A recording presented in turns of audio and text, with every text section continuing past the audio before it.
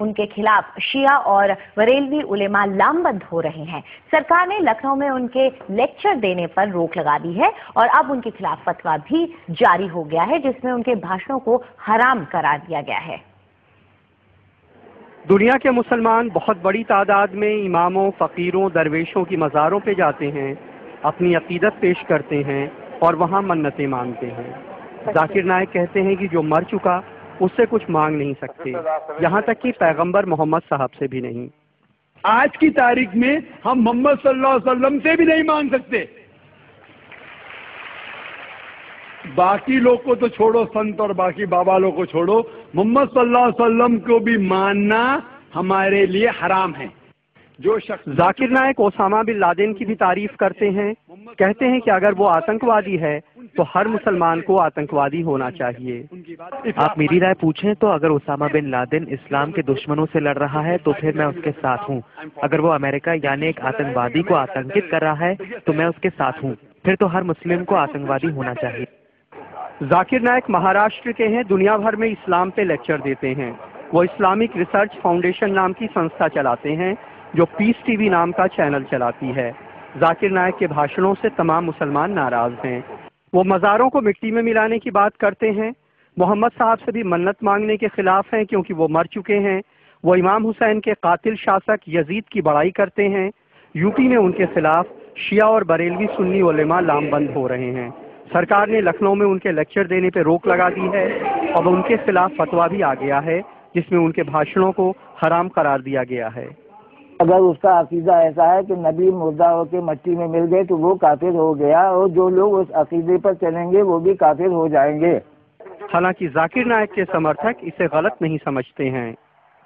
پوری دنیا میں مسلمانوں ہی میں الگ الگ عقیدے کے لوگ ہیں، ہر آدمی اپنے عقیدے کے حساب سے بات کہتا ہے اور ہم یہ سمجھتے ہیں کہ اس کو بات کہنے کا حق ہے۔ لیکن یہ حقیقت ہے کہ ذاکر نائک کے بھاشنوں نے مسلمانوں کو دو گٹوں میں بانٹ دیا ہے۔ لکھنؤ سے کمال خان، NDTV انڈیا کے لیے۔ اور اس معاملے میں اپنی صفائی دیتے ہوئے ذاکر نائک نے کہا ہے کہ میں نے اسامہ بن لادن کے بارے میں جو بات کہی ہے اسے ادھورے ڈھنگ سے دیکھا جا رہا ہے۔ کیونکہ اسامہ بن لادن کی تحقیق نہیں کی، صرف BBC اور CNN کو کے بارے میں سن کے میں کہوں گا اس کے بارے میں، تو قرآن کی آیت سورہ حجرات میں سورہ نمبر 49 آیت نمبر 6 میں جب بھی کوئی بات آپ تک پہنچاتا ہے اس کی تحقیق کرو دوسرے کو پہنچانے کے لیے۔ تو نہ میں دہشت گرد کہا، نہ ان کا اچھا انسان کہا، نہ برا کیا۔ لیکن اگر میں یہ کہتا ہوں کہ جو بھی دشمن اسلام کے خلاف لڑ رہا ہے میں ان کے ساتھ ہوں۔ وہ یہ بھی کہتے ہیں کہ ایسی بات پہلے بھی کہی گئی ہے لیکن مجھے ہی نشانہ کیوں بنایا جا رہا ہے۔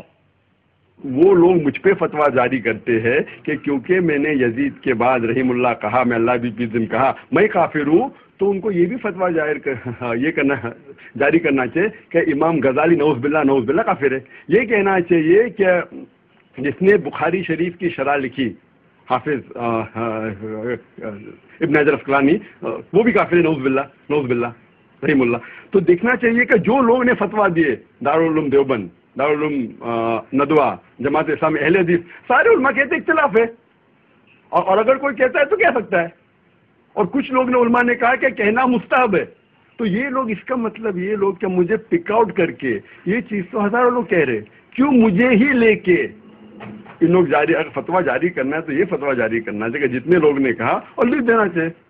اور اس مسئلے پر ہم نے اسلامی ودوان مولانا وحید الدین خان کی بھی رائے جاننے کی کوشش کی۔ پہلی بات یہ ہے کہ ڈاکٹر ذاکر نائک کوئی اسلامک اسکالر نہیں ہے، انہیں اسلامک ایشوز پر بولنا نہیں چاہیے۔ دوسری بات یہ جو ہے کہ پیغمبر سے ماننے والی بات، تو مسلمانوں میں دو علماء کے دو طبقے ہیں، ایک دیوبندی علماء کہلاتے ہیں، دوسرے بریلوی علماء کہلاتے ہیں۔ تو بریلوی علماء یہ مانتے ہیں کہ رسول اللہ سے ہم مانگ سکتے ہیں، لیکن جو دیوبندی علماء ہیں وہ اس کو جائز نہیں سمجھتے۔ تو دو الگ الگ رائے ہیں مسلم علماء کے درمیان۔